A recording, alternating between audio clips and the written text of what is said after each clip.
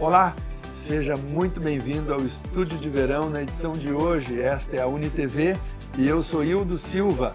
Nós estamos recebendo hoje o professor Leonardo Inácio, professor de Geografia e Atualidades do Colégio Deon e do pré-vestibular que o Colégio Deon oferece, que está com matrículas e inscrições abertas. Professor Leonardo Inácio, professor Léo, como os alunos devem chamá-lo. Professor Léo, muito obrigado pela sua vinda ao programa Estúdio de Verão na edição de hoje. Imagina, professor, eu que agradeço. Para a gente é sempre uma satisfação participar dos programas da UniTV, falar um pouquinho da nossa disciplina, do nosso colégio, do pré-vestibular, do nosso dia a dia no Deon. Obrigado. Professor, eu estou fora da sala de aula, o senhor pode olhar para mim, todo mundo já está vendo que eu saí há muito tempo da escola, do ensino básico, até lá o terceirão, né? A gente continua na sala de aula, continua aprendendo, continua fazendo cursos, especializações, tudo, mas não é esse formato que o jovem ainda precisa para construir a base, para que haja uma base de cultura, de conhecimento, para que ele possa seguir no aprendizado. Como é que é a geografia hoje? Geografia física e geografia política, quando eu estudei. Aí eu quero que o senhor me responda. Como é que o senhor trabalha? Então eu lhe pergunto, como é a geografia hoje na escola? Então, diferente daquela geografia física e humana, e o professor pegava aquilo que lhe interessava mais e obrigava a decorar um monte de conceitos, de mapas, de localização, vegetação, clima, provavelmente isso está muito claro na cabeça do professor daquele período, né? Não era assim. Hoje, a geografia ela tem que fazer mais parte da realidade do aluno. Ele tem que ver aquilo, ter alguma finalidade. E por isso que, coincidentemente, não é por coincidência, melhor, o Colégio Deon, o professor de geografia trabalha também a atualidade, porque tem que estar sempre contextualizando. Então, não é que a gente vai abandonar a parte física, mas a geopolítica, a geografia humana, os temas têm que ser muito mais direcionados àquilo que o aluno vê. Por exemplo, professor, a redação do Enem 2025. O tema foi o envelhecimento da população. Isso é geografia pura, é demografia. São os números do IBGE, do Instituto Brasileiro de Geografia e Estatística. E toda a análise que a gente faz na geografia da população, as características da população brasileira e esse diferencial do envelhecimento que foi cobrado no Enem é o que o aluno tem que perceber, é o que tem que estar na geografia. Então a gente mudou muito essa cara da decoreba para conexões, para a relação com o mundo. E aí o físico vai ter que aparecer também a questão do aquecimento global, planeta mudando de uma maneira drástica, rápida. Isso ele tem que ver a finalidade, não é simplesmente decorar os tipos de clima. Entende? Está sempre contextualizando com a realidade do aluno. Uhum. O senhor falou do tema do Enem do ano passado, 2025, que foi o envelhecimento da população brasileira. O senhor acredita, pelo que o senhor trabalhou no ensino médio e no pré-vestibular, que aquele aluno que esteve com o senhor em sala, ele teve mais facilidade de tratar desse tema, professor? Muito mais. A gente recebe feedbacks de alunos e Não é o que o senhor acredita, os alunos lhe disseram, professor, muito obrigado. Eles me dizem, me procuram e dizem assim, Léo, que é como eles me chamam, né? Que legal que foi o tema, que bom que foi aquele, porque a gente tinha trabalhado o envelhecimento, a pirâmide etária, essa inversão, isso, né, conversa do dia a dia, as pessoas percebem que o Brasil vem envelhecendo, pirâmide vem alterando, então se não tem um conhecimento geográfico ali de pirâmide etária, por exemplo, mas sabe que lá na década de 60, 70, a população não tinha a expectativa de vida que tem hoje. Então esses conceitos todos eles puderam amarrar na redação. A gente trabalhou expectativa de vida. E aí, lógico, que por que melhorou, aumentou a expectativa de vida nos últimos 100 anos? 100 anos atrás, o Brasil tinha expectativa de vida próxima dos 50 anos. A gente está se aproximando aos 80 anos. Então, paralelo Já ao passou de aumento... 77, 78. Já passou de 77 e 78. E isso, o último relatório, do finalzinho de 2025, já é quase 80, assim, 77,6, se não me engano, a média um pouquinho mais para as mulheres e um pouquinho menos para os homens. Professor, na história do Brasil tem uma figura curiosa. O Brasil Império. O Brasil foi império por quase 300 anos, porque tinha um rei em Portugal, mas o Brasil, como independente em 1822, teve um imperador que morreu novo, com 33 anos, e que era pai. Então, o novo era pai do velho, e não se vê imagens do Pedro II jovem. Ou ele era menino, ou ele era velho de barba branca, da minha idade, 60 e poucos anos, com aquela barba longa. Então, assim, o velho é o filho e o novo é o pai. Isso trata da expectativa de vida que o senhor falou. Dá 200 anos, que eu estou regredindo mais 100, mas de qualquer forma é uma evolução que vem acontecendo. Nós temos registros de jornais, assim, a capa do jornal tal de 1908, e a manchete era: uma velhinha de 42 anos foi atropelada no bairro tal. Isso é registro histórico. Tipo, se referia a uma pessoa de 42 anos como a velhinha que foi atropelada. Isso nos dias de hoje é uma ofensa. Eu brinco com os alunos assim, depois de trabalhar esses temas da demografia. Olha só, hoje a gente considera jovem até 19, o adulto de 20 a 59 e o idoso de 60 para cima, né? Mais de 60. Até quando que a gente vai considerar isso? Tem países no mundo que já não é essa referência. Até porque o senhor vai concordar que é mais fácil chegar aos 70 no Japão que 60 no Brasil. Ainda. A gente está melhorando muito, mas O Japão que tem o maior grupo de pessoas centenárias. Do mundo. Do mundo, o o maior maior grupo. número de centenários. E o que eles fazem? O que será que tem ali que a gente ainda não tem? Essa questão da tecnologia, medicina, condição de A higiene. vacina, né? A vacina de todas as doenças, todos os males que vão garantindo a vida. Como um todo. Então eu digo para eles assim, chega em casa e diz para os pais, olha, hoje a gente viu em geografia que 42 anos era um velhinho, para ver a reação dos pais.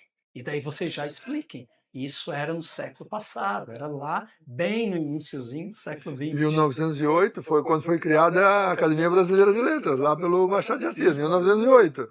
O Brasil, recém-república, criou a academia. E era aceitável, né, professor, ser chamado de idoso, aquele cidadão que tinha 40 e poucos anos, porque a expectativa de vida era 50. Hoje eu já tenho, estava chegando no professor, eu tenho mais de 60. Quando eu vejo uma notícia de que uma idosa morreu atropelada, e acontece com regularidade, lamentavelmente, aos 60, aos 61, eu falei, mas não dá para dizer, estou bem. Quem já passou dos 40, imagina, era idoso lá. É verdade. Tem que... Mas continua estudando, bacia hidrográfica do Rio Tubarão, bacia do Rio Criciúma, essas avaliações existem. Sempre dando uma ênfase no vestibular, na relação do que ele precisa para ele, para a vida, claro, porque seria também mínimo estranho, né, o estudante concluir a educação básica e não saber quais são as principais bacias hidrográficas do Brasil, ou quais são os tipos de clima, qual a diferença do clima subtropical, do nosso aqui, do sul, aquele que ele está inserido, para o clima equatorial, lá na região amazônica. Entende? Então isso ainda é cobrado, ainda cai muito nos vestibulares. O Enem, por exemplo, não vai falar dessa especificidade nossa aqui, da bacia do Rio Barranco, mas vai falar de bacia hidrográfica, de problemas. Vai falar da poluição das bacias, da poluição das águas. A urbanização crescente que a população teve no último século, que tem um fator positivo. Se a gente vive mais, como falávamos há pouco, é por causa da urbanização também. Mas se a gente tem mais problema de saúde, de saneamento, problema com poluição, é também por causa da poluição. Então tem os dois lados, da urbanização tem os dois lados.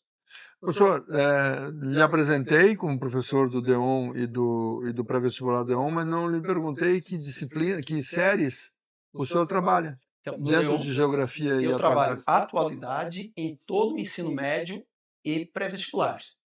E geografia só no terceirão e no pré-vestibular, que é essa revisão ali que o Colégio DEON faz. Mas a geografia está lá no fundamental também. Tá, lá temos, né, a equipe de professores, desde o Fundamental 1, professora lá de pedagogia já trabalha e nós usamos um material que é feito pela mesma editora dos pequenininhos até o terceirão.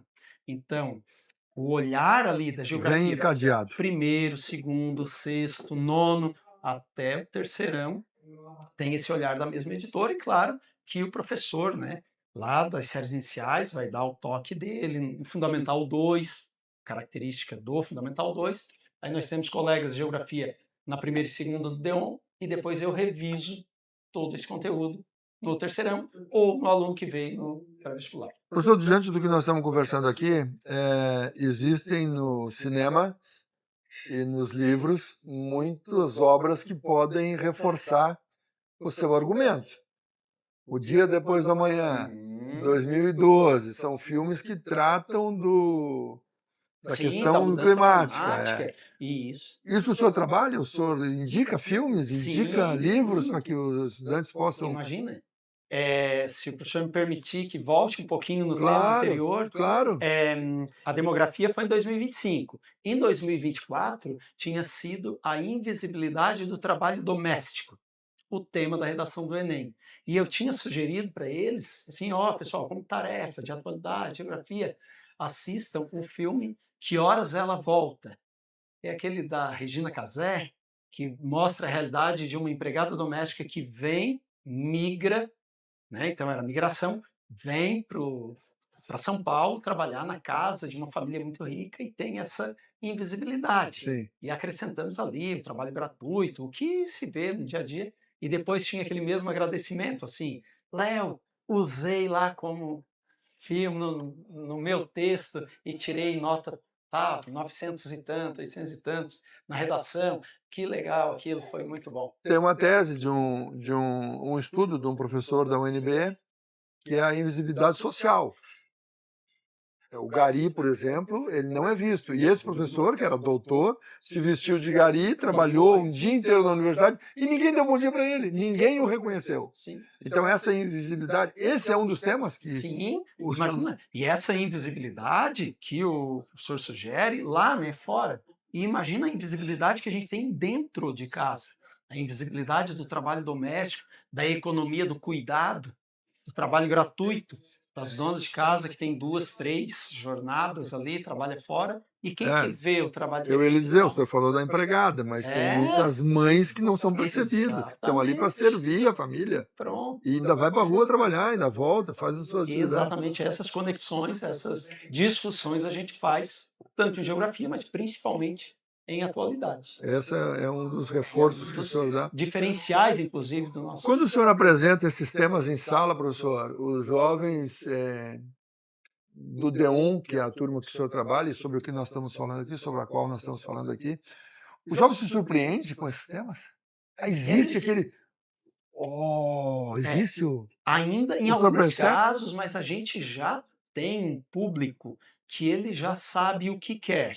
Então, a sementinha já é plantada há mais tempo, né? Quando o jovem que está no ensino médio do D1, por exemplo, na primeira série, ele já sabe que a gente tem esses diferenciais, que é conectado com a redação, que é conectado com o dia a dia. Os vestibulares estão cada vez mais contextualizados. Aquilo da Venezuela, que a gente vai falar daqui a pouco, de conexão assim, não é para saber quantas pessoas, vamos pegar um outro dado, a Covid, uma catástrofe, não é a decoreba de quantas pessoas que morreram, quantos casos de dengue teve em Santa Catarina. Não, é o que está por trás disso. A questão do negacionismo, a vacina, se tem, não tem, Brasil pioneiro, é lógico, agora recentemente foi autorizada a primeira vacina contra a dengue em dose única do mundo. Os jornais encheram disso. E os vestibulares vão cobrar. Então, eu vou ter que trabalhar isso ao longo do semestre, porque no meio do ano já os que fizerem a CAF, o DESC e tal, vai ter uma questão explorando isso. E vai ser diferencial para o aluno saber que é verdade isso. O Brasil que fez, tem essa vacina, que é em dose única, que já está sendo aplicada, inclusive, na nossa região. Que bacana. Professor Léo, eu vou lhe pedir um minutinho, viu como é rápido? Já passou aqui um tempo do programa de hoje, vou lhe pedir licença.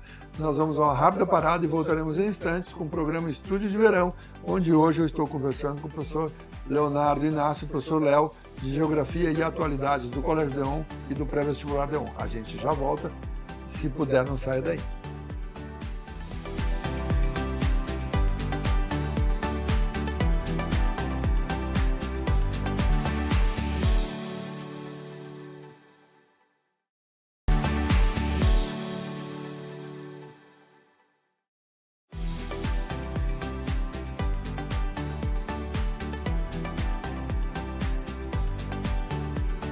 Viu como foi rapidinho? Já estamos de volta. Esse é o Estúdio de Verão, esta é a UniTV e eu sou Hildo Silva. Hoje conversando na edição aqui na Praia de Laguna, na ilha, no Boião Restaurante Choperia, uma imagem extraordinária. Eu estou de costas, o professor Léo, vocês de vez em quando percebam o olhar dele lá, vendo os botos, né? Muito bacana esse ambiente aqui, o Estúdio de Verão no Boião Restaurante e Choperia.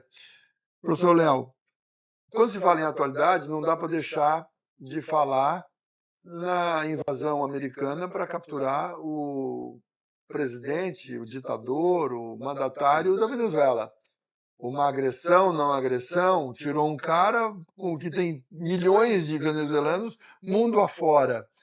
A gente avalia a questão política de tomar um presidente eleito do cargo ou contextualiza tudo de um país, um país rico em recursos e miserável na população? Como é que você avalia, professor? Professor, então, o professor de Geografia e Atualidade não teve férias, né? Ele ficou e eu recebia videozinhos, memes dos meus colegas mostrando a reportagem e dizendo: o professor de Geografia que lute, professor de Atualidade que lute, porque a gente teve a invasão, a operação americana na Venezuela, mas a gente teve problemas com relação à migração, teve a fala do Trump com relação à Groenlândia, pega, não pega, tem acordo Mercosul-União Europeia, assinado depois de 20 e tantos anos de discussão, agora tem, além dos que já são tradicionais, a questão da violência. A dificuldade agora, que Cuba vai ter por causa da falta do petróleo. exato. Então é um Então, mundo em giro. temas assim tem de monte. E aí, pegando o caso específico da Venezuela, que o professor citou, enquanto professor de atualidade, a gente tem que mostrar o cenário todo e dizer que é possível, sim, a gente condenar a invasão, direito internacional tal, sem dizer que o cara não é um ditador. Entende? Eu posso não ser favorável nem à política de administração da Venezuela, do Maduro, e nem ao jeito que foi feito, as mortes que tiveram, a invasão. E é isso que o vestibular vai cobrar, as conexões disso com o passado, essa nova Guerra Fria que a gente está vendo se instaurada, aí Rússia, China de um lado e mais Coreia do Norte, outros, né? E Estados Unidos querendo, parece que fatiar o planeta de novo, assim, como era no contexto da Guerra Fria, o professor União estudava Soviética forte e esse os momento Estados aí, Unidos né? forte. Era a União E ainda Soviética. tem a Primavera Árabe com a questão do Irã. Isso. Onde a Primavera Árabe, o último ditador ali que ficou, né? O mais recente a sair, o Bashar al-Assad da Síria. Para onde que ele foi? Para a Rússia. Finalzinho de 2024, dezembro de 24, ele foge para a Rússia e o regime cai. É o último dele, mais um que está do E lado. agora o Irã O Irã, sofrendo protesto da estou lá, a população. população protestando.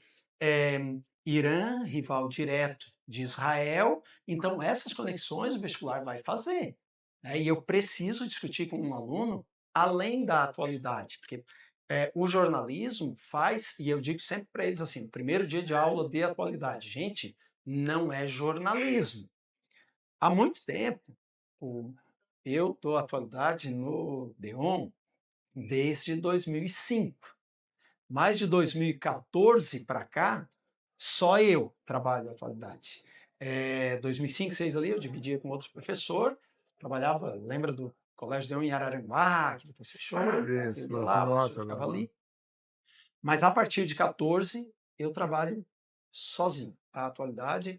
E depois de alguns anos, eu encontrei uma pessoa que era me conhecer e ela disse: Léo, tu dá aula para o meu filho? Ah, que legal, quem é? É o fulano. Ah, ele disse que adora geografia, mas não gosta muito de atualidade quando tem aquelas coisas de história. Para ele, isso não é atualidade. Daí eu disse: eu vou te explicar, mas vou chegar na sala e fazer uma fala para todos. E a partir dali, todos os anos, quando eu começo com uma turma nova, eu digo para eles, gente, a nossa disciplina de atualidade, ela não é jornalismo.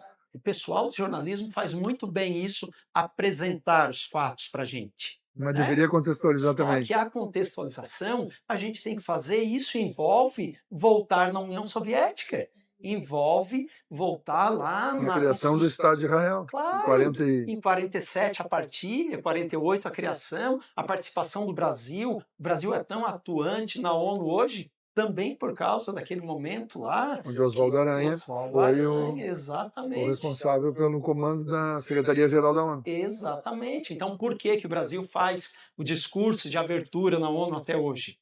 Não tem em lugar nenhum escrito no Estatuto, na Carta das Nações Unidas, o Brasil é quem abre. Mas Foi um dos primeiros secretários-gerais, porque a ONU foi criada depois da guerra, virou 45, 46. tradição, era neutro, né? E vamos, o Brasil segue. E aí eu preciso deixar claro para eles isso. Não é privilégio do Bolsonaro, do Lula, da Dilma, não vai lá pela cara do sujeito, vai lá porque é o Brasil. Claro.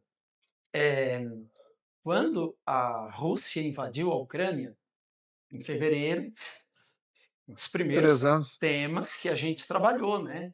E aquilo surgiu uma situação bem legal, que eu disse para eles assim, pessoal, em junho tinha vestibular da ACAF.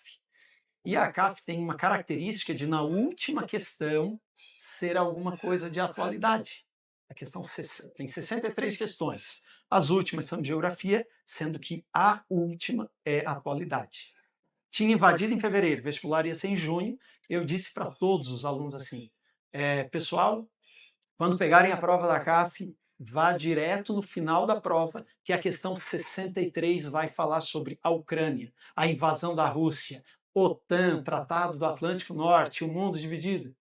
Terminou a prova no domingo à tarde e o meu WhatsApp, Instagram, choveu de mensagens. Léo, tu adivinhou até o número da questão. Claro, esse exercício que a gente faz de contextualizar anos e anos, tu já sabes o que ele vai cobrar. Então, esse é um diferencial que o nosso aluno tem, que o pré-vestibular faz isso em todas as disciplinas. Eu estou falando de atualidade, de geografia, mas é o que o professor de português faz, de matemática, de química, física. Como ele tem know-how, tem condições de dizer assim, estuda isso, revisa aquilo, porque vai cair. E o resultado são as aprovações que a gente tem aos montes, né? Professor, a gente podia fazer um programa inteiro só sobre atualidades e a discussão desses perfis, das agressões entre países e defesas e tudo. Mas vamos falar do vestibular, do pré-vestibular. Daria um programa para cada tema, né? Isso, exatamente. Mas a questão do pré-vestibular. O senhor tem que recomendar um jovem que faça um pré-vestibular. Por que fazer o pré-vestibular do DEON, professor? Porque o pré-vestibular do DEON vai deixar ele preparado para qualquer vestibular, nacional ou regional. A gente tem o Enem, que é um grande foco. O Enem abre portas para o mundo lá fora, mas também os regionais. A rotina de estudo, que é anual, ele começa agora em fevereiro, então depois do carnaval o aluno vai começar as aulas no pré-vestibular. E ele tem atividades todos os dias, o dia todo no colégio, se ele quiser. O professor tem ideia. Mas se ele só puder ir de manhã, está resolvido. Ele tem que, obrigatoriamente, ele tem que ir toda manhã e uma tarde que tem aula, na terça-feira. Mas na segunda, o colégio oportuniza a ele um simulado. Essa segunda é Enem, na outra é a CAF, na outra é o DESC, na outra é o UFSC e na outra é Enem de novo. Então, toda segunda-feira nós temos um simulado. E é simular mesmo. Tempo de prova, a duração é exatamente igual, o número de questões, como se ele estivesse fazendo aquele vestibular. Na segunda. Na terça à tarde, já falei que tem aula. Na quarta, tem a resolução do que ele teve de dúvida daquele simulado. O aluno fez na segunda. O DEON resolve? Exato, não é fazer por fazer. Na quarta-feira, ele vai lá e vai tirar a dúvida. Ele olhou o gabarito. Estou em dúvida sobre o que eu errei. Errou a questão. Vai ser resolvida a questão na frente do professor. Ele vai lá e o professor vai resolver essa questão com ele. Você errou porque aqui era assim, assado, tal.